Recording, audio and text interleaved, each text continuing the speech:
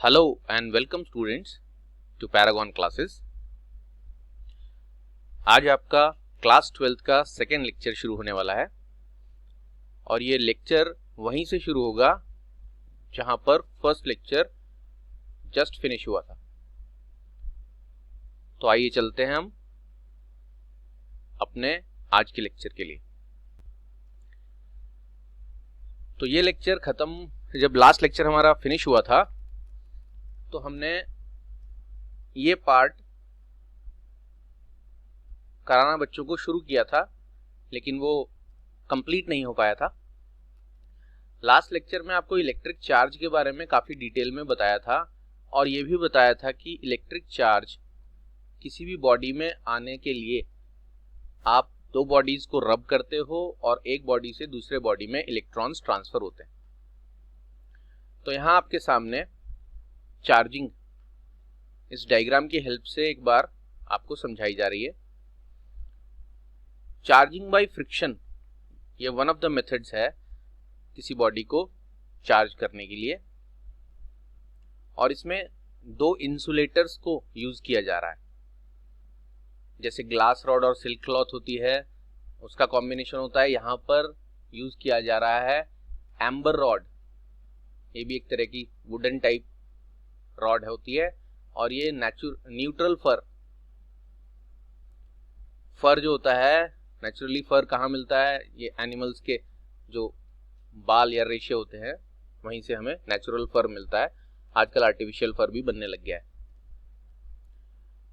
तो ये आप देखें कि बिफोर रबिंग, यानी इन दोनों को आपस में रब करने से पहले आप यहाँ देख पा रहे हैं कि प्लस और माइनस, प्लस और माइनस, प्लस और माइनस। आपको मैंने एटम का एग्जाम्पल लेकर बताया था कि एटम में जितना पॉजिटिव चार्ज होता है प्रोटॉन्स की फॉर्म में, उतना ही नेगेटिव चार्ज होता है इलेक्ट्रॉन्स की फॉर्म में। इसलिए एटम जो है वो न्यूट्रल होता है, उस पर कोई चार्ज नहीं होता आइडियल केस में, इनिशियली कहना चाहिए, क्योंकि जितना पॉजिटिव है उतना ही नेगेटिव एक दूसरे को कैंसिल कर देता है। ये हमने बहुत अच्छी तरह एग्जांपल से सीख लिया था कल, सोडियम क्लोराइड वगैरह के एग्जांपल लेकर। तो यहाँ पर ये दिखाया गया है कि जो रॉड है, अगर इसको आपने किसी चीज के साथ रब नहीं किया है तो उसमें हर एटम न्यूट्रल होगा। और ये ऐसे एटम्स को ही शो किया गया है कि जितना पॉजिटिव उतना नेगेटिव, जितना पॉजिटिव उतना नेगेटिव, तो टोटल चार्ज जीरो यानी न्यूट्रल। ऐसे ही ये जो फर है ये भी neutral amber rod, neutral fur before rubbing. अब ड्यूरिंग रबिंग के दौरान some electrons from the fur separate from atoms and transfer to the rod. अब जब आप इसकी रबिंग करते हो तो फर से इलेक्ट्रॉन्स ट्रांसफर हो जाते हैं रॉड में। जब रॉड में इलेक्ट्रॉन्स ट्रांसफर होंगे तो उसके बाद आपको ये ऐसा दिखाई देगा। अब आप देख रहे हो उसमें पहले पॉजिटिव पॉजिटिव पॉजिटिव। ये एग्जाम्पल के लिए क्या है, इतने कम पॉजिटिव चार्ज नहीं होते हैं, लेकिन यहाँ सिर्फ दिखाने के लिए कि बैलेंस बना हुआ है, positive negative positive negative positive negative का। और यहाँ पर भी जितने पॉजिटिव नेगेटिव सबका बैलेंस बना हुआ है। लेकिन जब इलेक्ट्रॉन्स यहाँ से यहाँ ट्रांसफर हो गए तो पॉजिटिव अभी भी 3 ही हैं, लेकिन इलेक्ट्रॉन्स 1 2 3 4 5 6, इसमें इलेक्ट्रॉन्स 6 हो गए और प्लस यानी पॉजिटिव प्रोटॉन्स अभी भी 3 है, क्योंकि ऐसा यहाँ इस केस में इस डायग्राम से दिखाया गया है कि 3 इलेक्ट्रॉन्स ट्रांसफर हो गए हैं।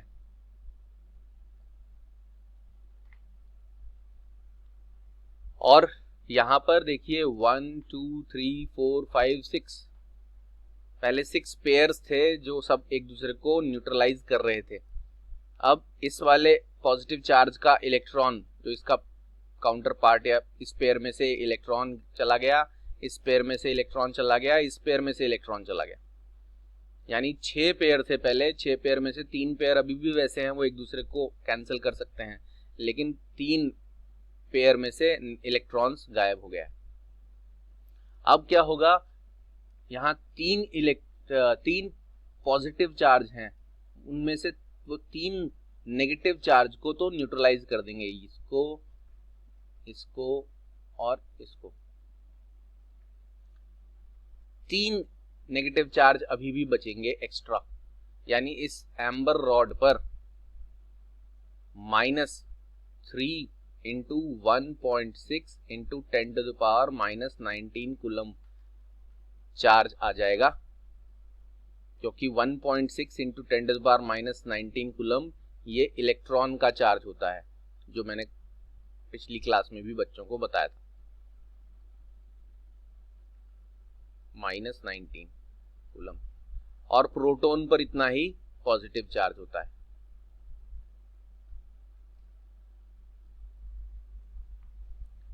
अब ये एम्बर रॉड का नेगेटिव चार्ज हो गया,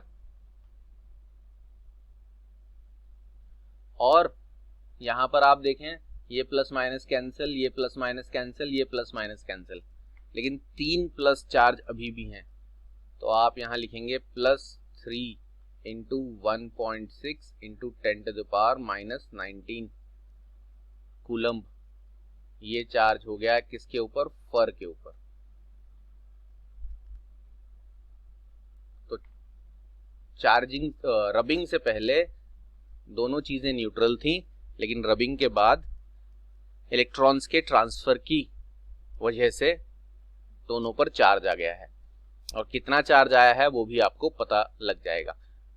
तो ये जो चार्जिंग बाय फ्रिक्शन है, इसका कॉन्सेप्ट यही है कि इलेक्ट्रॉन्स का ट्रांसफर होता है ड्यूरिंग रबिंग, और रबिंग से पहले दोनों न्यूट्रल रहते हैं, क्योंकि इलेक्ट्रॉन्स और प्रोटॉन्स का नंबर बराबर रहता है। लेकिन रबिंग के दौरान, या ड्यूरिंग रबिंग कहना चाहिए, electrons get transferred from one body to other, और इसमें भी एक बॉडी का टेंडेंसी इलेक्ट्रॉन लूज करने का होता है और एक बॉडी का टेंडेंसी इलेक्ट्रॉन गेन करने का होता है, NaCl की तरह ही।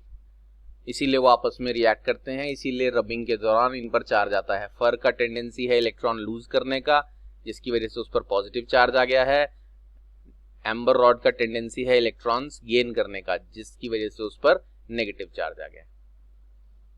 तो ये पूरा प्रोसेस आपको पता चल गया है। अब आपने चार्ज के बारे में उसका हिस्टोरिकल बैकग्राउंड सीख लिया है, स्टैटिक इलेक्ट्रिसिटी, फ्रिक्शनल इलेक्ट्रिसिटी क्या होती है वो सीख लिया है, रबिंग से बॉडीज में चार्ज क्यों आता है उसके पीछे का रीजन भी सीख लिया।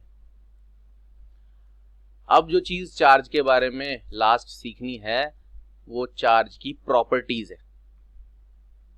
चार्ज क्या होता है वो भी आपको बता दिया। चार्ज वो एडिशनल प्रॉपर्टी है इलेक्ट्रॉन्स या प्रोटॉन्स में जिनकी वजह से उनके बीच में ग्रेविटेशनल फोर्स तो किसकी वजह से लगती है, मास की वजह से।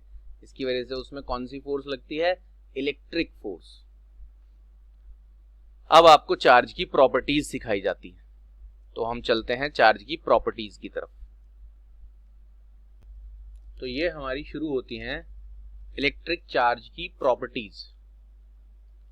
जैसा कि आप देख रहे हैं यहां पर हमारी हेडिंग जो है वो शुरू हो गई है प्रॉपर्टीज ऑफ इलेक्ट्रिक चार्ज।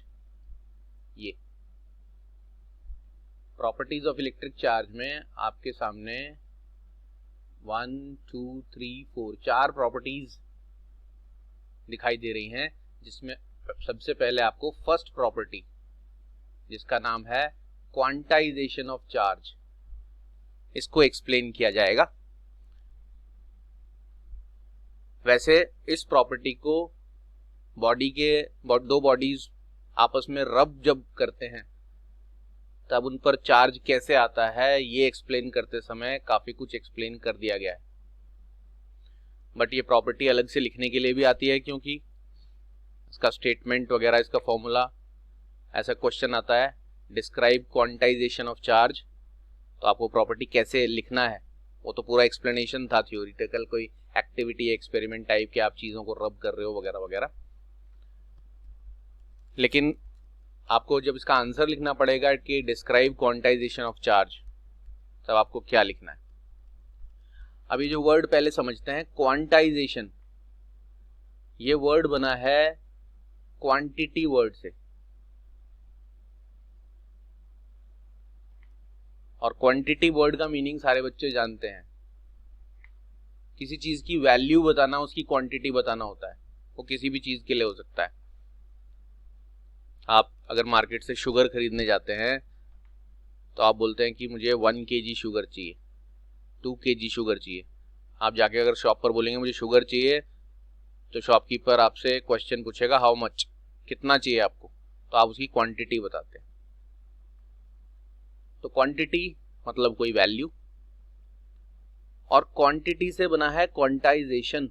ये क्वांटाइजेशन वर्ड जो है इसलिए यूज किया जाता है कि क्वांटिटी फिक्स है। किसी चीज की क्वांटिटी अगर फिक्स होती है, एक सर्टेन वैल्यू ही ले सकती है। वैसे आप जैसे कोई सामान खरीदने जाते हो, आप कितना भी ले सकते हो, 1 kg ले लो, 1.5 kg ले लो, 2 kg ले लो, ऐसे कितना भी ले लो। लेकिन चार्ज के बारे में क्वांटिटी फिक्स है। जब किसी चीज की क्वांटिटी फिक्स होती है कि इतना इतना ही क्वांटिटी हो सकती है, तो उस कोई भी चीज की क्वांटिटी हो, अगर उसकी फिक्स्ड वैल्यूज ही हैं या फिक्स्ड वैल्यूज ही हो सकती हैं, तो उस क्वांटिटी के फिक्स वैल्यू होने को क्वांटाइजेशन कहा जाता है। ये क्वांटाइजेशन और भी बहुत जगह इस्तेमाल किया जाता है।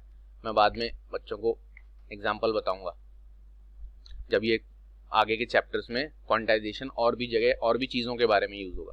लेकिन यहां हम फिलहाल बात कर रहे हैं क्वांटाइजेशन ऑफ चार्ज की। तो क्वांटाइजेशन वर्ड का मतलब है किसी चीज की वैल्यू जो है वो फिक्स होना, और यहाँ किसकी वैल्यू फिक्स है, चार्ज की वैल्यू। यानी जो चार्ज की क्वांटिटी है वो फिक्स होती है। अब इस प्रॉपर्टी को एक्सप्लेन कैसे कर रहे हैं, all observable charges are always some integral multiple of elementary charge. अब ये जो एलिमेंट्री चार्ज है ये कितना होता है वो मैं आपको दिखा देता हूं। जब भी वर्ड एलिमेंट्री चार्ज बोला जाए तो आप एलिमेंट्री चार्ज के लिए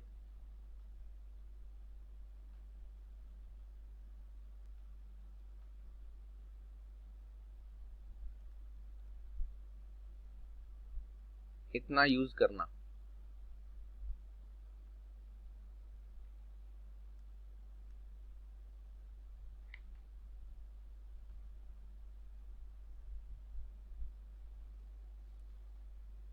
ये स्मॉल ई से डिनोट किया जाता है एलिमेंट्री चार्ज। ये सबसे छोटा चार्ज है दुनिया में जो कोई पार्टिकल अटेन कर सकता है, और वो सबसे छोटा चार्ज प्लस 1.6 इंटू 10⁻⁻19 कूलम होता है, जो अटेन करता है कौन, प्रोटॉन। और सबसे छोटा नेगेटिव चार्ज भी इतना ही होता है जो अटेन करता है इलेक्ट्रॉन। लेकिन प्रोटॉन के लिए पी सिंबल यूज नहीं किया जाता। प्रोटॉन के लिए सिंबल यूज किया जाता है प्लस ई, और इलेक्ट्रॉन के लिए या तो माइनस ई लिख देते हैं या सिर्फ ई लिख देते हैं। तो ई यहां पर इलेक्ट्रॉन या प्रोटॉन के लिए नहीं, e is for elementary charge, दुनिया का सबसे छोटा चार्ज प्रोटॉन या इलेक्ट्रॉन पर होता है, और प्रोटॉन पर उतना ही पॉजिटिव और इलेक्ट्रॉन पर उतना ही नेगेटिव। अब प्रॉपर्टी क्या कहती है कि दुनिया में किसी भी क्वांटिटी पर अगर चार्ज आया है, किसी भी क्वांटिटी पर आया है क्या, चार्ज, तो वो इस एलिमेंट्री चार्ज का ही मल्टीपल होगा। यानी अगर आप किसी बॉडी को, मैथमेटिकली के नीचे लिख रहा हूं, किसी बॉडी के चार्ज को आप Q से डिनोट कर रहे हो, चार्ज को आज के बाद सिंबल Q लेना है आपने, तो उस बॉडी पर चार्ज हमेशा प्लस माइनस किस चीज पर डिपेंड करेगा कि बॉडी ने इलेक्ट्रॉन लूज किए हैं या गेन किए हैं। अगर किसी बॉडी ने इलेक्ट्रॉन लूज किए होंगे तो उस पर पॉजिटिव चार्ज आएगा, और किसी ने गेन किए होंगे तो नेगेटिव। तो वो आपको लूज गेन से डिसाइड होगा कि प्लस है या माइनस, लेकिन जितना भी होगा वो हमेशा इस वैल्यू के इक्वल ही होगा, यानी चार्ज की क्वांटिटी फिक्स है, जिसमें Q तो उस बॉडी पर जो चार्ज आया है या रबिंग के बाद मौजूद है वो Q चार्ज है, प्लस माइनस मैंने बताया डिसाइड होगा इलेक्ट्रॉन के गिव एंड टेक से। N क्या है, नीचे लिखा है where Q is the charge on the body, N is the number of electrons transferred. N वो नंबर है जो इलेक्ट्रॉन्स ट्रांसफर हुए हैं। मैं आपको एक एग्जांपल लेके बता देता हूं। मान लीजिए ये एक बॉडी है, उन पेयर्स में से कुछ भी हो सकता है जो जिनके मैंने आपको नाम बताए। अभी एक बार और मैं आपको वो टेबल दिखा दूंगा। और ये दूसरा बॉडी है, तो अभी जैसे कि मैंने आपको एग्जांपल बताया था कि ये हमारे पास फर है और ये है आपकी एम्बर रॉड। अगर आपने इनकी रबिंग की तो इस फर में से एम्बर रॉड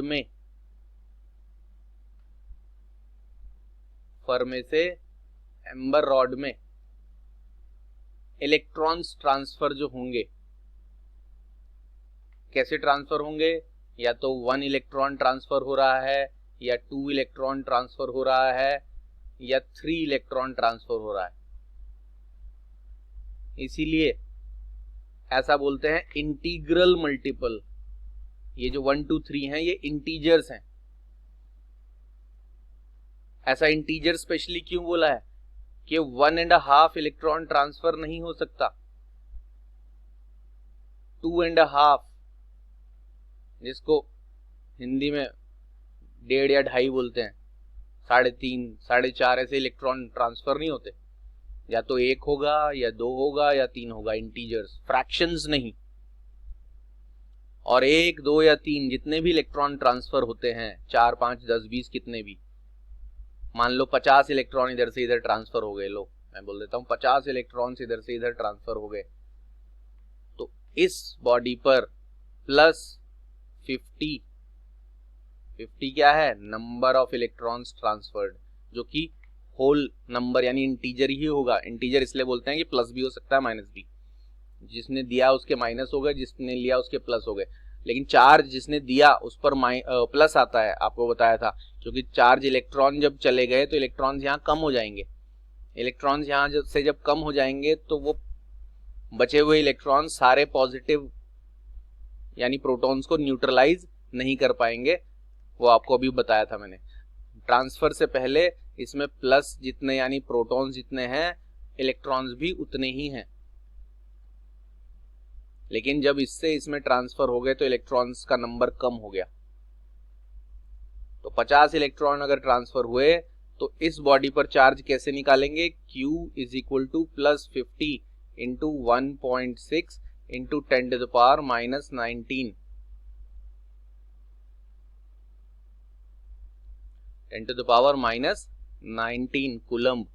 ये फर पर चार्ज होगा जिसने इलेक्ट्रॉन्स डोनेट किए, और इस एम्बर रॉड ने इलेक्ट्रॉन गेन किए तो इसका चार्ज, ये मैं QF लिख देता हूं जिससे फर का चार्ज आ गया, और QA लिख देता हूं एम्बर का चार्ज, वो आएगा minus 50 into 1.6 into 10 to the power minus 19 coulomb.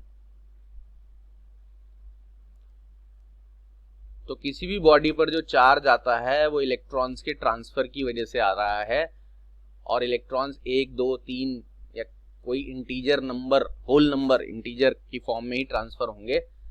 इसलिए जो चार्ज की क्वांटिटी होती है वो फिक्स रहती है। कैसे फिक्स रहती है, या तो वो E होगी, 2E होगी, 3E होगी, एंड सो ऑन करते करते NE, यानी किसी नंबर का, किसी इंटीजर का E से मल्टीप्लिकेशन। तो चूंकि चार्ज फिक्स वैल्यूज ही अटेन कर सकता है ई के मल्टीपल्स में, 2 टाइम्स, 3 टाइम्स, 4 टाइम्स या n टाइम्स, तो किसी भी बॉडी पर चार्ज की कुछ फिक्स्ड वैल्यूज ही हैं। तो इसलिए चार्ज किसी बॉडी पर फिक्स्ड वैल्यूज में आता है, इस वजह से चार्ज के वैल्यू का क्वांटाइजेशन हो गया है, ऐसा हम बोलते हैं। तो ये आपकी पहली प्रॉपर्टी है। प्रॉपर्टी क्या कहती है, फिर से एक बार दिखा दे रहा हूं मैं। क्वांटाइजेशन ऑफ चार्ज का मतलब है चार्ज की क्वांटिटी कुछ फिक्स वैल्यू ही अटेन कर सकती है, या किसी बॉडी पर फिक्स वैल्यू, फिक्स अमाउंट का चार्ज ही पाया जाता है। और क्या कितना होता है वो चार्ज? All observable charges. मतलब इसमें यहां पर ऑब्जर्वेबल का मतलब देखना नहीं है, ऑब्जर्व करना नहीं, जितना भी चार्ज नोटिस किया जाता है। चार्ज नोटिस आंख से देखकर नहीं किया जाता, उसको पता करने के और तरीके हैं मेजर करने के। तो जब आप उसको पता करके, मेजर करके पता लगाते हो कि कितना चार्ज है, वो चार्ज हमेशा ऑलवेज इंटीग्रल मल्टीपल होता है। इंटीग्रल मल्टीपल मतलब n times 1 2 3 4 5 6 of elementary charge. Elementary मतलब सबसे छोटा दुनिया का चार्ज, ये इसी का 1 time, 2 time, 3 time, 4 time, n times multiple होता है, इसीलिए q is equal to NE लिख दिया जाता है। और n की जगह आप वो नंबर लिखोगे जितने इलेक्ट्रॉन एक बॉडी से दूसरे बॉडी में ट्रांसफर हुए, e की वैल्यू हमेशा ये लिखोगे। प्लस माइनस कैसे पता चलेगा वो मैंने बता दिया।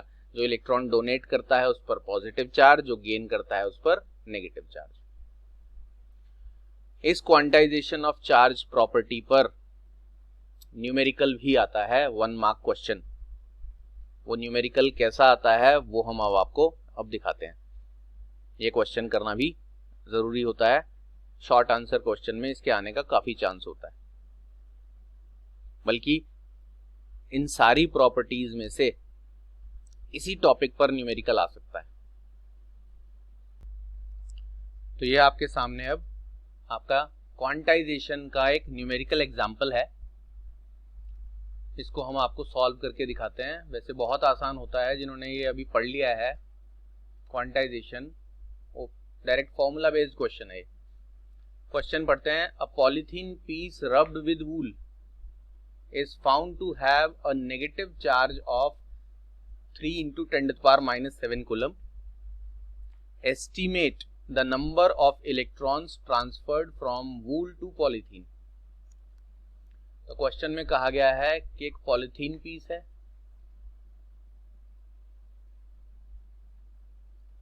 ये पॉलीथीन पीस ले लेते हैं हम, और एक वूल यानी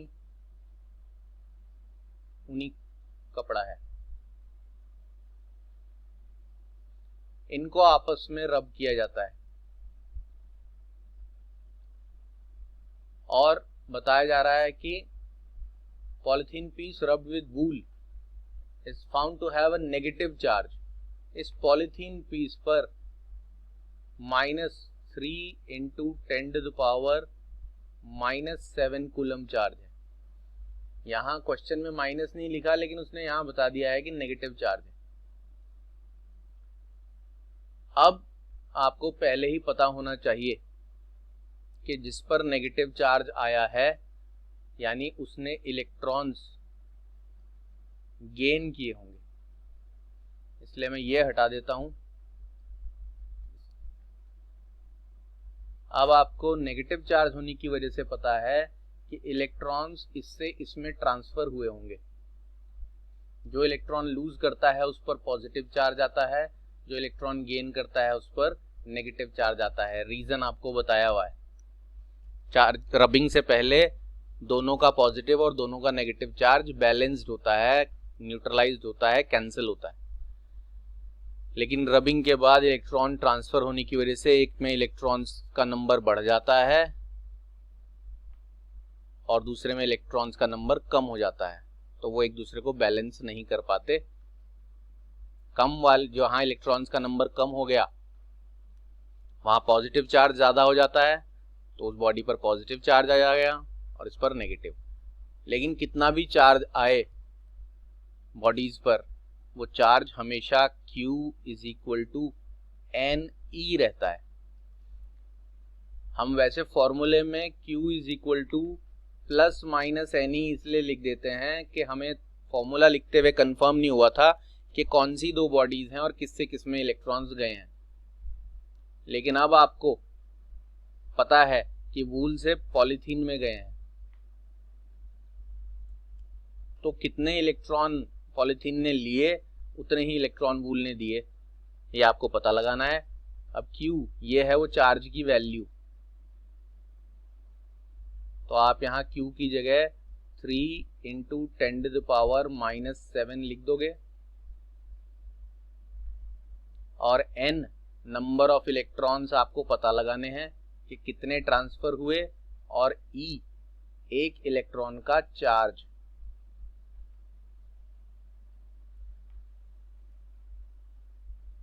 ज्यादातर 90% क्वेश्चंस में नंबर ऑफ इलेक्ट्रॉन्स ट्रांसफर्ड ही पूछा जाता है। अब आपने N की वैल्यू निकालने के लिए 3 इंटू 10⁻⁷ डिवाइडेड बाय 1.6 इंटू 10⁻⁻19 करना है, और इसको सॉल्व करके इसका आंसर मुझे सेंड करना है। कैलकुलेशन कैसे करनी है मैं थोड़ा सा आइडिया दे देता हूँ बच्चों को। ये 10 टू द पावर तो आप ऊपर यानी न्यूमरेटर में ले जाओगे, पावर माइनस के बजाय प्लस हो जाएगी, 10 की पावर एडजस्ट हो जाएगी। यहाँ एक डेसिमल हटाकर 0 लगाएंगे और 16 को 30 से डिवाइड करके आपका आंसर आ जाएगा। ये नंबर ऑफ इलेक्ट्रॉन्स है, इसलिए नंबर 1 2 3 4 गिनती होगी कुछ, इसलिए इसका यूनिट नहीं होता है। ये सिंपल काउंटिंग होती है कितने इलेक्ट्रॉन्स ट्रांसफर हुए हैं। ऐसे बहुत सारे एग्जाम्पल्स हैं। मैंने आपको पेयर्स दिखाने के लिए कहा था, तो मैं अब आपको पेयर्स भी दिखा देता हूं। ये देखें, ये हैं वो पेयर्स। इस टेबल में आपको दिखाया जा रहा है चार्जिंग करने के दौरान ग्लास रॉड को सिल्क क्लॉथ से जब आप रब करते हो तो ग्लास रॉड इलेक्ट्रॉन लूज करता है। ये मैंने इधर से इधर बना दिया, इसीलिए ये सामने आपके एरो बने हुए भी हैं। इलेक्ट्रॉन जो हैं वो ट्रांसफर हो रहे हैं ग्लास रॉड से सिल्क क्लॉथ में, फर से एबोनाइट रॉड में, प्रेसपेक्स रॉड से वूल में, वूल से पॉलीथीन में। यही क्वेश्चन आपने अभी किया है कि वूल से पॉलीथीन में इलेक्ट्रॉन ट्रांसफर हुए हैं। आप हेयर अपने बालों पर ही अगर रबर बैलून आप रब करोगे तो आपके बालों से इलेक्ट्रॉन ट्रांसफर हो जाएंगे रबर बैलून में। और जो इलेक्ट्रॉन लूज कर रहे हैं उन पर पॉजिटिव चार्ज आ रहा है, और जो इलेक्ट्रॉन गेन कर रहे हैं उन पर नेगेटिव चार्ज आ रहा है। ये लिखा है बच्चों को, और ये आपको एरो दिखाया है डायरेक्शन ऑफ इलेक्ट्रॉन ट्रांसफर। लेकिन यहां पर अभी तक जब तक ये आपको टेबल दिखाया था ये नहीं बताया था कि इन पर जो लूज करने वाले पर पॉजिटिव चार्ज कितना है और गेन करने वाले पर नेगेटिव चार्ज कितना है। अब आपको कितना चार्ज भी पता चल गया फाइंड आउट करना इस फॉर्मूले से। प्लस लगा देंगे जब इलेक्ट्रॉन लूज हुए हैं और माइनस लगा देंगे जब इलेक्ट्रॉन गेन हुए हैं। तो अब आप नंबर भी पता लगा सकते हो अगर आपने चार्ज की वैल्यू गिवन होगी क्वेश्चन में, जैसा कि अभी एग्जांपल में गिवन था। और नंबर पता लगाने के लिए ये आपको हमेशा पता होता है 1.6 इंटू 10⁻⁻19 कूलम। तो Q आपको क्वेश्चन में गिवन होगा, E हमेशा आपको यही लिखना है, डिवाइड करेंगे you will get the value of N, number of electrons transferred. तो अब हम वापस आ गए हैं अपने properties of electric charge topic पर, जिसमें से क्वांटाइजेशन ऑफ चार्ज की प्रॉपर्टी आपने सीख ली है विद न्यूमेरिकल। अब हम बढ़ते हैं अपनी सेकेंड प्रॉपर्टी की तरफ। ये फर्स्ट आपने सीख लिया है, फॉर्मूला, न्यूमेरिकल वगैरह। सेकेंड जो हमारी प्रॉपर्टी है वो उसका नाम है कंजर्वेशन ऑफ चार्ज। आपने आज तक कंजर्वेशन ऑफ एनर्जी सुना होगा, ये लॉ सभी बच्चों ने सुना होता है कि energy is neither created nor destroyed, it gets transferred from one body to other, it gets transformed from one form to other. एक फॉर्म से दूसरे फॉर्म में बदल सकती है, एक बॉडी से दूसरी बॉडी में जा सकती है, लेकिन एनर्जी ना क्रिएट होती है ना ही डिस्ट्रॉय होती है। उसे कंजर्वेशन ऑफ एनर्जी कहते हैं, law of conservation of energy. तो बस आप इस लॉ को याद रखने के लिए एनर्जी हटा दो और चार्ज लगा दो।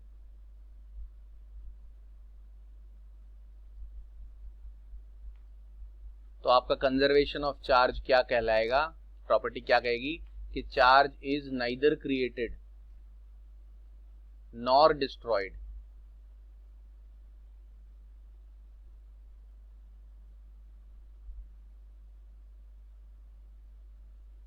ना क्रिएट होता है ना डिस्ट्रॉय होता है, वो तो एक बॉडी से दूसरे बॉडी में ट्रांसफर होता है। ये आपको अभी बताया ही कि चार्ज इसमें पैदा नहीं हुआ कि बन गया हो। अगर इस पर प्लस चार्ज आया है तो इसने इलेक्ट्रॉन लूज किए होंगे, और इस पर नेगेटिव चार्ज आया है तो इसने इलेक्ट्रॉन गेन किए होंगे। और इस पूरे को अगर आप एक सिस्टम कंसीडर करोगे तो इस पूरे सिस्टम का total charge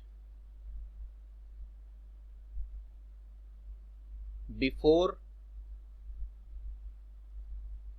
and after, before का मतलब ट्रांसफर से पहले, आफ्टर का मतलब ट्रांसफर के बाद, दोनों का कुल मिला के चार्ज सेम ही रहेगा। ये मैं आपको एक एग्जाम्पल से समझाता हूं, और इस एग्जाम्पल को समझाने के लिए हम इस पोर्शन को डिलीट कर देते हैं।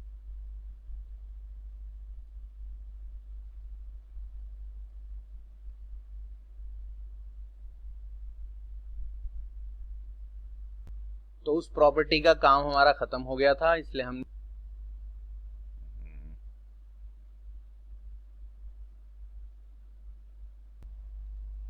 तो यहां आपको दिखा देते हैं कि total charge before and after same कैसे रहता है। उसके लिए एग्जाम्पल ऐसा ही एक लेते हैं जो आप इस चैप्टर में पहले सीख चुके हो। आपको बताया था ये Na सोडियम एटम, इसमें 11 तो प्रोटॉन इलेक्ट्रॉन्स होते हैं और 11 ही प्रोटॉन्स होते हैं। ये एक एटम से समझ लें तो सभी बड़ी चीजों में भी यही प्रिंसिपल या यही कॉन्सेप्ट लागू होगा। Chlorine, it consist of 17 electrons and 17 protons, जिसकी वजह से ये दोनों न्यूट्रल रहते हैं। न्यूट्रॉन तो ऑलरेडी न्यूट्रल है, तो इलेक्ट्रॉन्स और प्रोटॉन्स का नंबर इक्वल है। ये बात ट्रांसफर से पहले की है, बिफोर। केमिस्ट्री में ये ट्रांसफर इनके आपस में रिएक्ट होने की वजह से होता है, या ट्रांसफर की वजह से वो आपस में रिएक्ट होकर कंबाइन होकर NaCl बनाते हैं। फिजिक्स में दो बॉडीज को रब करने पर ट्रांसफर होता है, बस इतना ही डिफरेंस है। अब ट्रांसफर से पहले अगर आप इन दोनों के टोटल इलेक्ट्रॉन्स कैलकुलेट करें तो 17 और 11 को ऐड करेंगे तो 28 इलेक्ट्रॉन्स हो जाएंगे और 28 ही प्रोटॉन्स हो जाएंगे। ट्रांसफर के बाद बोलते हैं ना, चार्ज क्रिएट नहीं होता, डिस्ट्रॉय नहीं होता, सिर्फ ट्रांसफर होता है। ट्रांसफर के बाद, आफ्टर ट्रांसफर, इस केस में सिर्फ एक इलेक्ट्रॉन ट्रांसफर होता है। वैसे और अलग अलग एग्जाम्पल्स में ज्यादा इलेक्ट्रॉन्स भी ट्रांसफर हो सकते हैं। तो एक इलेक्ट्रॉन ट्रांसफर हुआ है, प्रोटॉन्स तो कभी ट्रांसफर नहीं होते, इसीलिए शायद इस ब्रांच का नाम इलेक्ट्रोस्टैटिक्स है, ना कि प्रोटोस्टैटिक्स, बिकॉज चार्ज किसी बॉडी में इलेक्ट्रॉन्स के ट्रांसफर की वजह से आता है, तो इलेक्ट्रोस्टैटिक्स कहा गया है चार्ज के बारे में स्टडी को। अब क्लोरीन में जब एक इलेक्ट्रॉन इधर से इधर ट्रांसफर हो गया है, ट्रांसफर होने के बाद क्लोरीन में 18 इलेक्ट्रॉन्स हो जाएंगे, प्रोटॉन इसमें अभी भी 17 ही रहेंगे, मैंने बताया वो ट्रांसफर नहीं होते। अब ये चार्ज हो गया है पॉजिटिव और ये चार्ज हो गया है नेगेटिव। पहले कोई चार्ज नहीं था, अब चार्ज इन पर आ गया है, लेकिन अगर आप टोटल अभी भी देखोगे तो 10 इलेक्ट्रॉन्स और 18 इलेक्ट्रॉन्स, अभी भी टोटल तो इलेक्ट्रॉन्स 28 ही रहेंगे और प्रोटॉन्स भी 28 ही रहेंगे। तो ये प्रॉपर्टी दो तरीके से आप बोल सकते हो, दो फॉर्म्स में आप डिस्क्राइब कर सकते हो। अगर डिस्क्राइब कंजर्वेशन ऑफ चार्ज आए तो आपको सिर्फ डेफिनेशन लिखनी है, ये वाली चीज तो बस बच्चों को एक्सप्लेन करने के लिए बताई गई है। डेफिनेशन आप क्या लिखोगे? आप लिखोगे it states that charge is neither created nor destroyed. Charge create यानी पैदा नहीं होता और मरता भी नहीं है, नष्ट नहीं होता। It gets transferred from one body to other, वो सिर्फ एक बॉडी से दूसरे बॉडी में ट्रांसफर होता है। और फुल स्टॉप के बाद नेक्स्ट लाइन में लिखेंगे the total charge of an isolated system. Isolated system का मतलब होता है ऐसे दो बॉडीज जिनका बाहर से कोई ट्रांसफर गेन एंड लॉस नहीं है, वो आपस में ही एक दूसरे को ट्रांसफर कर सकते हैं, बाहर की दुनिया में उनका इंटरेक्शन नहीं है, तो ऐसे सिस्टम को क्या कहते हैं? Isolated. For an isolated system total charge before and after always remains same, या कांस्टेंट भी बोल सकते हैं। तो इस तरीके से आप क्वांटाइजेशन ऑफ चार्ज को एक्सप्लेन कर सकते हैं। सॉरी, क्वांटाइजेशन तो कर दिया था। इस तरीके से आप कंजर्वेशन ऑफ चार्ज को एक्सप्लेन कर सकते हैं। ये हमने कौन से प्रॉपर्टी को एक्सप्लेन किया है? कंजर्वेशन ऑफ चार्ज को। तो ये आपके सामने आ गई है कंजर्वेशन ऑफ चार्ज की डेफिनेशन। ये क्या लिखा है? एक्सप्लेन मैंने आपको कर दिया है। यहां पर लिखा है it states that charge is neither created nor destroyed, it gets transferred from one body to the other. Full stop के बाद लिखा है in other words the net charge of an isolated system always remains constant. तो आपको बता दिया था कि जो नेट चार्ज होता है किसी भी आइसोलेटेड सिस्टम का, वो कांस्टेंट रहता है। ये हमने एक्सप्लेन कर लिया था एग्जाम्पल्स के साथ, सोडियम और इन सब का एग्जाम्पल लेकर। तो यहां आपका ये सेकेंड नंबर का प्रॉपर्टी फिनिश हो जाता है। ये प्रॉपर्टी आपको नोट्स के फॉर्म में रिटन ऑलरेडी आपके पास है। सारी प्रॉपर्टीज रिटन मटेरियल ऑलरेडी बच्चों के पास होता है, हमने उनको सेंड किया होता है। तो आप एक बार उससे और अच्छी तरह प्रॉपर्टीज समझने के बाद नोट्स गो थ्रू कर ले।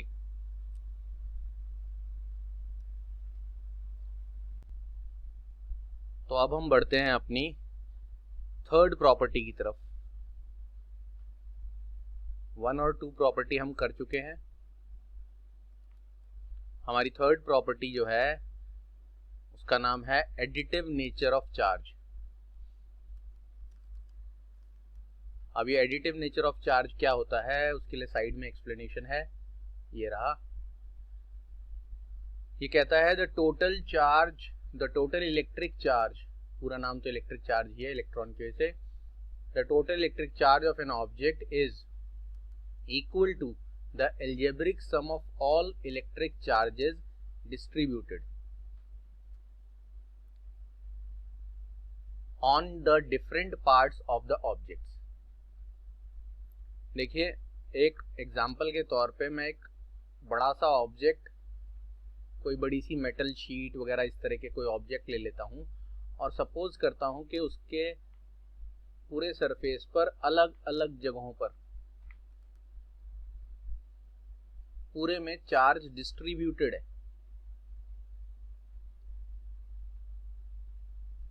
तो यहाँ नीचे लिखा है फॉर एग्जाम्पल इफ ये चार्ज है Q1, ये है Q2, ये है Q3 एंड सो ऑन करके यहाँ तक है Qn। तो मैं यहाँ लिख देता हूँ if Q1, Q2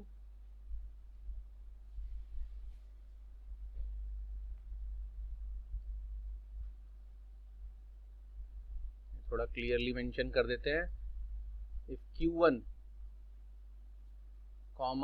Q2, Q3 and so on करके Qn, n तक चार्जेस हैं, आर n चार्जेस 5, 10, 20, 50 कितने भी होते हैं, तो हम कितने चार्ज लेते हैं, मान लिया n charge. Then the total charge Q is given by, तो आपका जो टोटल चार्ज होगा वो होगा ये।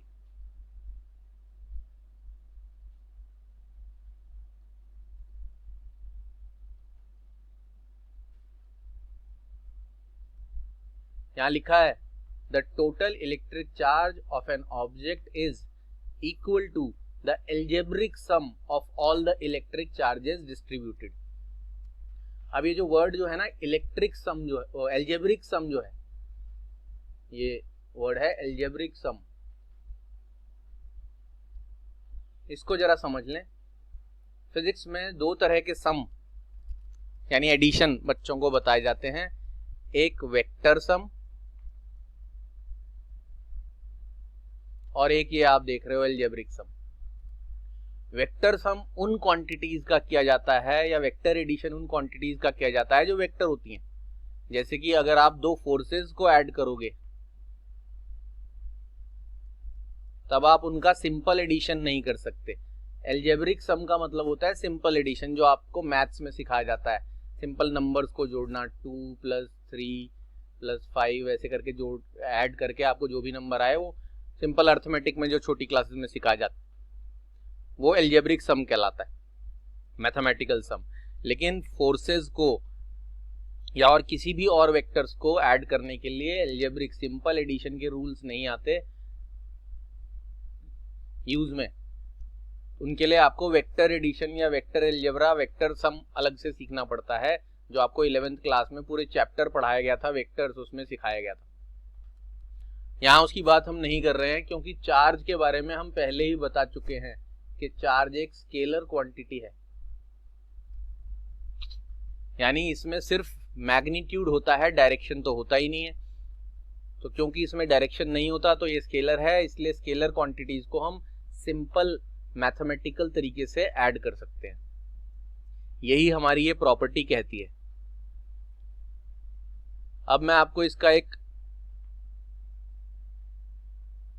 असलियत का एग्जाम्पल दिखा देता हूं। ये जो Q1, Q2, Q3, Q4, Qn ऐसे हैं, इनकी अगर वैल्यूज आपको गिवन हो,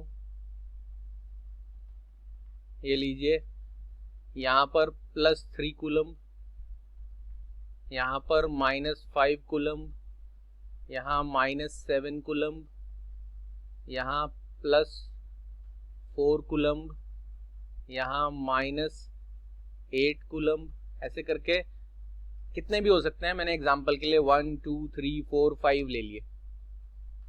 अब आपको जो टोटल चार्ज कैलकुलेट करना है वो कैलकुलेट कैसे करना है, इन सब की वैल्यूज लिख देनी है। ये Q1 है, ये Q2 है, ये Q3 है, Q4 है, Q5 है। तो मैं लिखूंगा +3, -5, -7, -8 +4। याद रखना है चार्ज को साइन के साथ ऐड करना है। अलजेब्रिक सम में जो इंटीजर्स आप ऐड करते हो वो इसी तरह करते हो। जो प्लस वाले इंटीजर हैं उनको प्लस में लिखा जाता है, जो माइनस वाले इंटीजर हैं उनको माइनस में लिखा जाता है। Same is the case with charges. तो जो भी उनकी वैल्यूज हैं उनके साथ साइन को भी आपने इंक्लूड करके यहाँ लिखना है।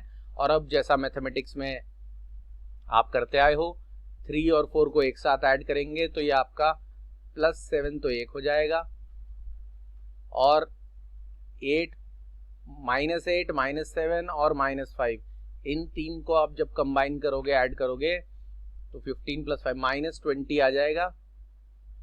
और जब आप इसको +7 और -20 करोगे तो ये -13 कूलम आ जाएगा। ये -13 कूलम आ जाने से ये -13 कूलम इस ऑब्जेक्ट का टोटल चार्ज कहलाएगा। टोटल चार्ज प्लस में भी आ सकता है, माइनस में भी आ सकता है, जीरो भी हो सकता है। अगर जीरो कब होता है? जब ये माइनस वाले जितने चार्ज की वैल्यू होती, प्लस वाले चार्ज की भी कुल मिला के उतनी वैल्यू होती, तो दोनों को ऐड करके प्लस माइनस जीरो आ जाता। अगर प्लस वाले चार्ज की वैल्यू ज्यादा होती, माइनस वाले की कम होती, तो आंसर आपका प्लस में आता। यहाँ माइनस में आया है। तो एडिटिव नेचर ऑफ चार्ज बड़ी सिंपल सी प्रॉपर्टी है कि एक ही बॉडी पर बहुत सारे अलग अलग चार्जेस अगर रखे हैं तो उन सारे चार्जेस को सिंपल मैथमेटिकल इंटीजर वाला सम कर दें, जिसको एल्जेब्रिक सम करना कहते हैं। ये आपकी थर्ड प्रॉपर्टी कंप्लीट हो जाती है एडिटिव नेचर ऑफ चार्ज।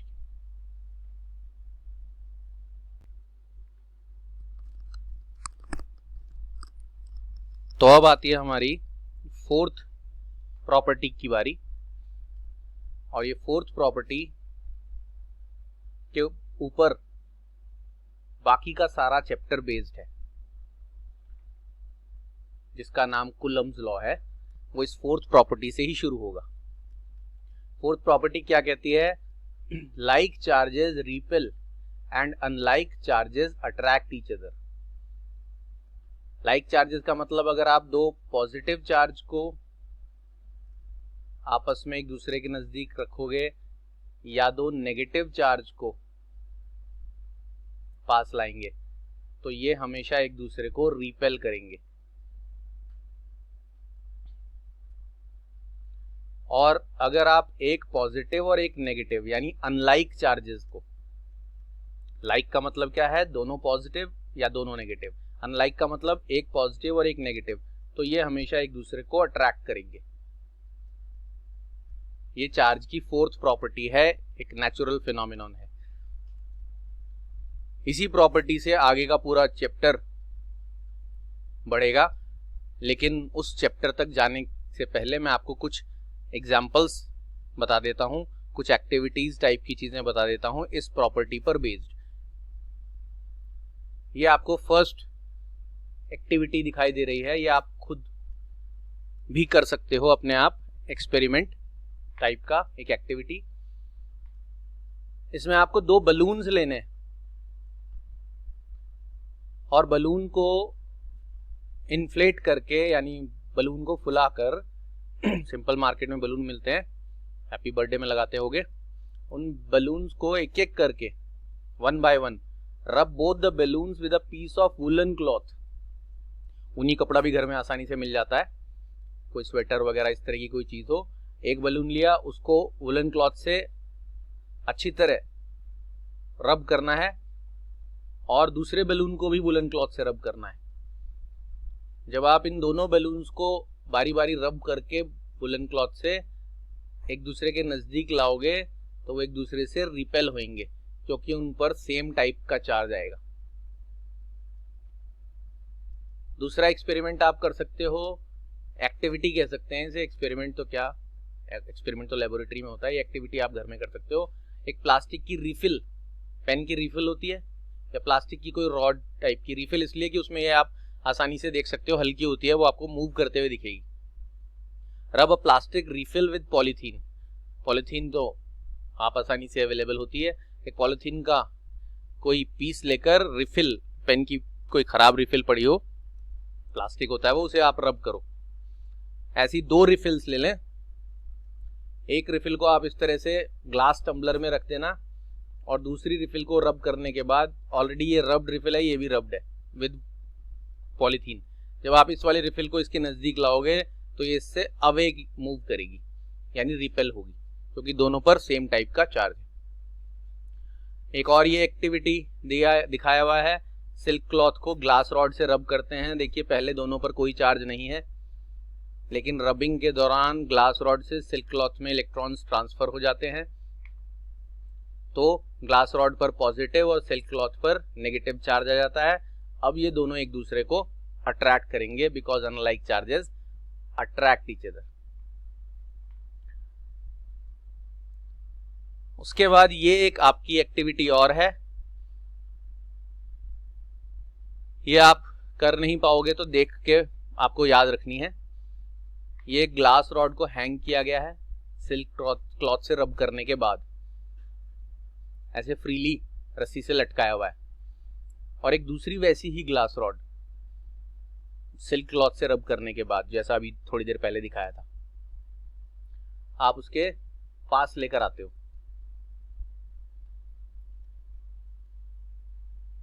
ठीक है जी, ये आपकी ग्लास रॉड ऑलरेडी किससे रब की गई है? सिल्क क्लॉथ से, पॉजिटिवली चार्ज हो गई है, अभी अभी आपने देखा। और दूसरी ग्लास रॉड भी सिल्क क्लॉथ के साथ रब करी, वो भी पॉजिटिवली चार्ज हो गई है।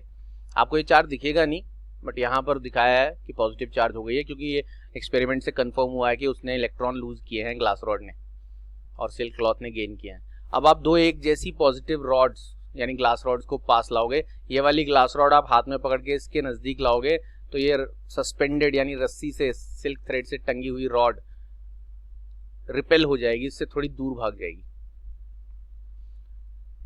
क्योंकि ये दोनों सेम चार्जेस हैं, लाइक चार्ज रिपेल करेंगे। और उसी ग्लास रॉड के पास अगर एक एबोनाइट रॉड आप लेकर आओगे, और ये एबोनाइट रॉड रब की गई है फर से, वही एनिमल फर जो मैंने आपको बताया था, फर से आपने अगर इस एबोनाइट रॉड को रब किया है तो एबोनाइट रॉड नेगेटिवली चार्ज हो जाती है, क्योंकि वो इलेक्ट्रॉन गेन करती है। अब ये एबोनाइट रॉड क्योंकि नेगेटिवली चार्ज है, ये ग्लास रॉड के पास लाएंगे तो ग्लास रॉड इसको अट्रैक्ट करेगी। ये दिख रहा है आपको एरो से, ये दोनों एक दूसरे को अट्रैक्ट कर रही हैं। तो इससे पता चलता है two charge rods of same sign ये क्या करती हैं? रिपेल करती हैं।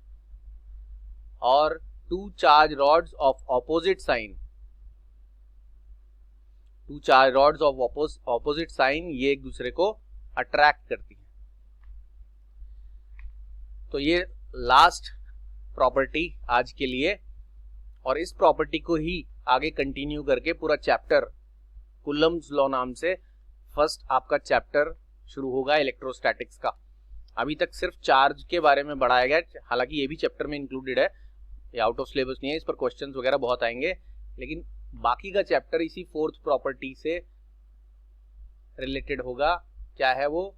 लाइक चार्जेस, दोनों प्लस या दोनों माइनस, वो हमेशा रिपेल करेंगे, और अनलाइक चार्जेस यानी एक प्लस और एक माइनस हमेशा अट्रैक्ट करेंगे। ये आपकी चार्ज की फोर्थ प्रॉपर्टी फिनिश होती है।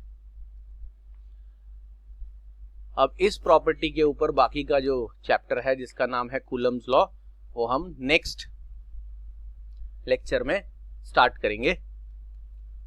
तब तक के लिए आप इसको रिवाइज कीजिए, थोड़ा नोट्स से गो थ्रू कीजिए, और मिलते हैं हम नेक्स्ट लेक्चर में।